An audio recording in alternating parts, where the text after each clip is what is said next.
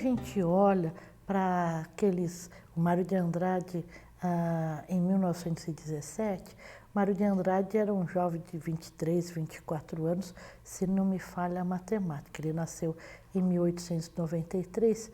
E o que a gente tem em 17 e 18? 17 e 18, 18 é o final da Primeira Guerra, né? Em 1917, o Mário de Andrade escreve o primeiro livro dele de poemas, que é Há uma gota de sangue em cada poema, né? Em 18, quando termina a guerra, toda a humanidade está bestificada, está basbaque com o poder de destruição do homem, a maneira como o homem conseguiu destruir não só a si mesmo, como destruiu tudo aquilo que lhe era caro. Os bens materiais, todos foram destruídos sem perdão. Foi a primeira vez que o homem rompia com tantos protocolos de guerra e matava com armas químicas, fazia aquilo que popularmente a gente chama de puxar o tapete, fazia aquilo que popularmente a gente chama de jogo sujo na diplomacia. E quando o homem começa a se erguer daquele movimento, ele começa a se dar conta que se ele não cuidasse de reconhecer aqueles elementos que faziam dele um ser humano, aqueles elementos que faziam que ele pertencesse a algum local diferente de outro local, ele ia destruir tudo. E é então quando a gente tem esse movimento muito forte, muito marcado, de reconhecimento dos elementos populares. É nesse sentido que o Mário de Andrade começa a se aplicar, a entender o que fazia do Brasil ser o Brasil. Por que o Brasil era o Brasil e não era a Argentina, não era o Portugal? Por que o Brasil tinha as feições que tinha? Ele tem, então, um trabalho aplicado, um projeto, que é entender o Brasil a partir da maneira como o Brasil fala, e entender o Brasil a partir da maneira como o Brasil canta. E nisso, primeiro nessa esfera mais dilatada, que não entende muito a questão do urbano e não urbano, o Mário de Andrade começa a estudar a música popular, entendida aí numa esfera conceitual muito sem vínculos. E a gente tem esse período, que é meados da década de 1920, ele se aplicando então a esse ofício de recolher e reconhecer quais são as feições das músicas do Brasil.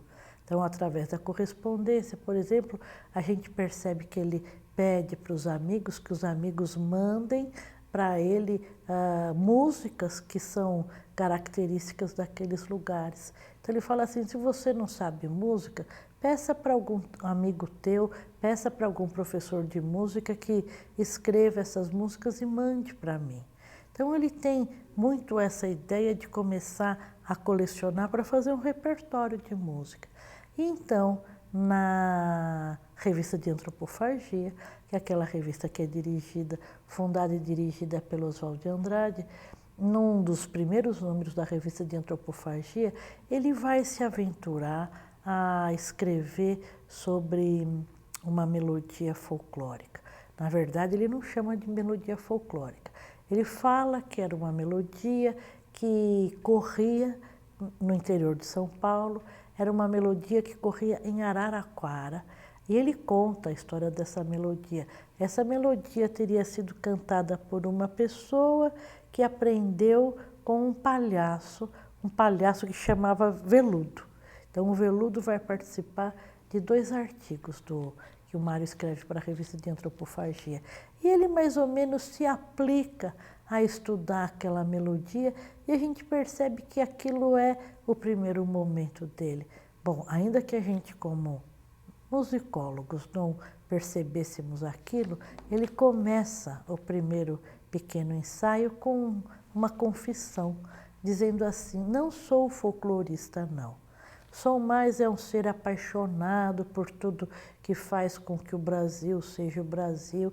E ele então vai dizendo que aquilo é uma ousadia dele, ele vai estudar aquela melodia e ele diz assim que ele nem tem muito esse perfil de ficar 200 anos estudando a expressão do lagarto, mesmo como dizendo assim, não me confundam, eu não sou um estudioso, eu sou mais um aventureiro.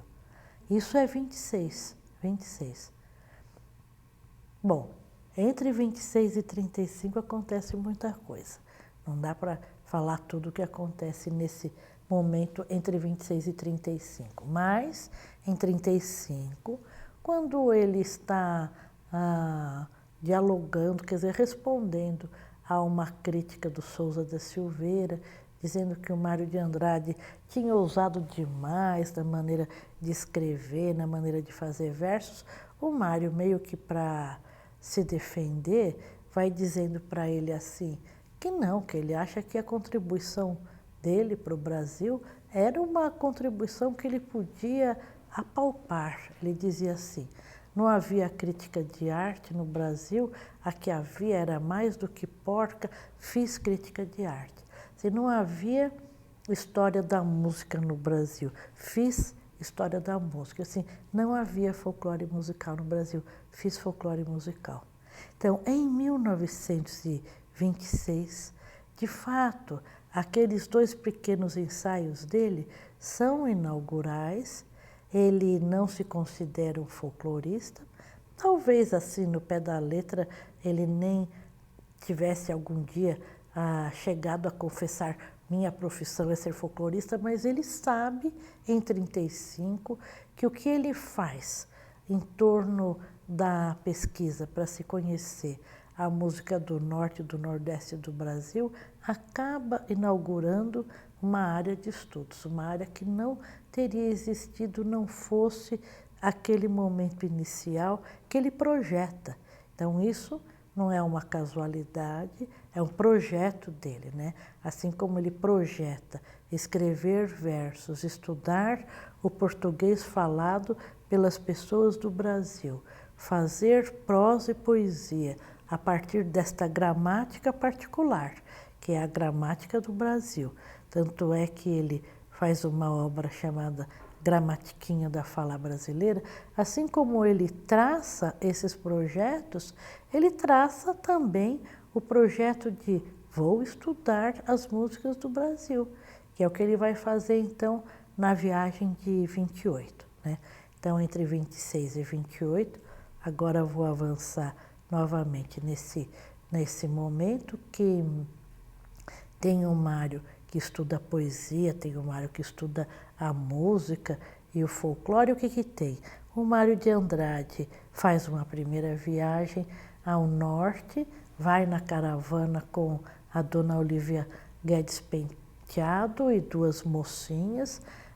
Ele faz aquela primeira viagem ao norte e quando ele se depara com a quantidade de material que ele tinha que recolher e a metodologia que era necessário que ele adquirisse, que ele incorporasse, que ele aprendesse para poder pesquisar, o que ele faz? Ele vai fazer uma segunda viagem, aí uma viagem meticulosamente preparada para colher melodias. E daí ele colhe milhares de melodias, e quando ele volta, ele aí vai ficar até 1935, principalmente debulhando aquelas milhares de melodias que ele estudou. Mas interessante porque ele em nenhum momento nesse período de estudos e dedicação, ele se confessa assim, ou ele veste uma roupa, sou folclorista, né?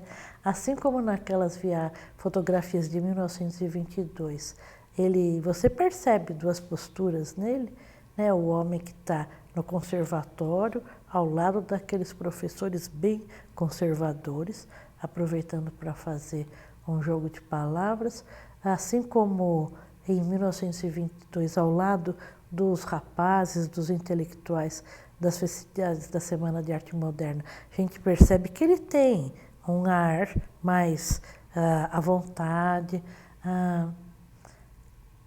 Ele nunca veste uma roupa para dizer assim, eu sou um folclorista. Apesar da confissão que ele faz para o Enio da Silveira.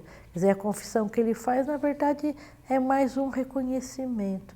Porque talvez ele tenha mais do que entendido fazer uma pesquisa sobre folclore, ele tenha entendido a ideia de conhecer as características da cultura brasileira, mais do que fazer um trabalho de folclore, porque isso é muito pertinente à bibliografia que ele vai usando e que depois vai desaguar em tantas criações como o Clã do Jabuti, o Losango-Caque, o Amar Verbo Intransitivo, o Macunaíma, o ensaio sobre música brasileira.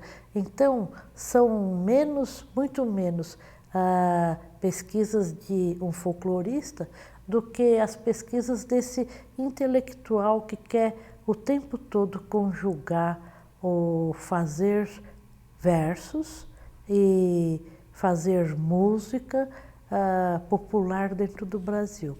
E aí a gente precisa sempre voltar para considerar que esse fazer musical popular não tem nada a ver com a MPB, que depois da década de 1960 a gente vai entender. Então aqui o popular, o fazer versos tem muito mais a ver com a oralidade dessas manifestações, né?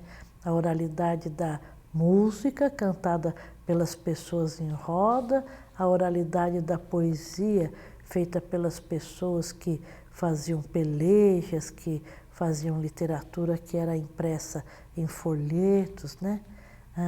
Então eu acho que esse aspecto é um aspecto que precisa ser retomado, sempre tendo em conta esse campo conceitual que para o Mário de Andrade não é sempre água muito clara, porque não era também a intenção dele ficar conceituando o que era o quê.